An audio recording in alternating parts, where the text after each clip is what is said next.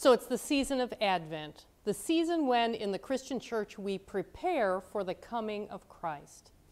Now, I'm sure that the people who first put together the Christian calendar, when they talked about Advent as a time to prepare for the coming of Christ and the coming of Christ again at the end of time, could not have imagined how Americans in the 21st century prepare for the coming of Christ. When Stephen and I are together filming this for you today, it's what's called Cyber Monday. Today there are supposed to be lots of people shopping online. And of course, we were all told to shop last Thursday as a way to save our economy. That's become part of the Christmas season, the preparation for Christmas that Advent is. Some people get so caught up in all of these kinds of preparations for Christmas with all the things there are to be done, like mitten trees and decorating at church and all of the other things that happen, that we go a little bit crazy. In fact, when I was in my late 30s, a time when I think people especially go crazy over Christmas, I wrote a little poem. It was also a time when I was reading a lot of Dr. Seuss, so this is kind of in the style of Dr. Seuss. It goes like this. How do they know if you've lost your mind, my good friend asked of me? What would it take to get a small break from the shopping and cooking and glee? I'm not sure, I replied, what the standard is or how they would ever decide. For you see, she and me are the Christmas queens who made everyone else's face smile.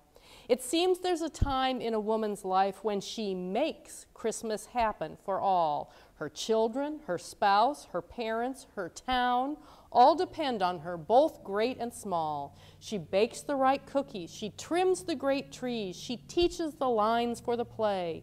She shops, she wraps, she cleans, she plans from sun up past the end of the day. But where is the Christmas? Where is the joy? Where is the wonder of God's precious gift? In the midst of this all, someone always gets sick and the whole castle crashes and tilts. Well, it went on from there a little ways, but you get the idea. There are times in all of our lives when we imagine that we make Christmas happen for other people, whether it's at home or at church or in our community.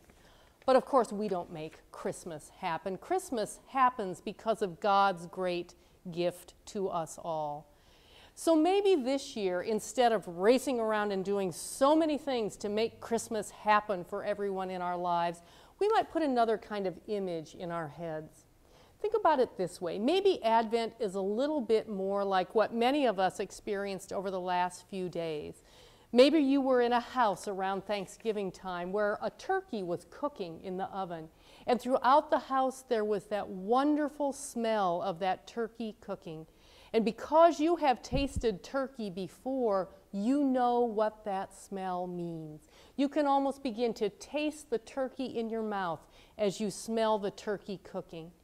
Maybe that's what Advent should be more like, because we're waiting for an event which means fulfilled hope to us. We know that the baby Jesus is born. We know that we will celebrate that. And we know that Jesus will come again. And in the meantime, what we are to do, what we are to celebrate this Advent and all the year long, is what this great gift of God has meant to us. So with whatever preparations you do during this Advent for your Christmas season, at church and at home and in your community, perhaps you can remind people of what the season really means.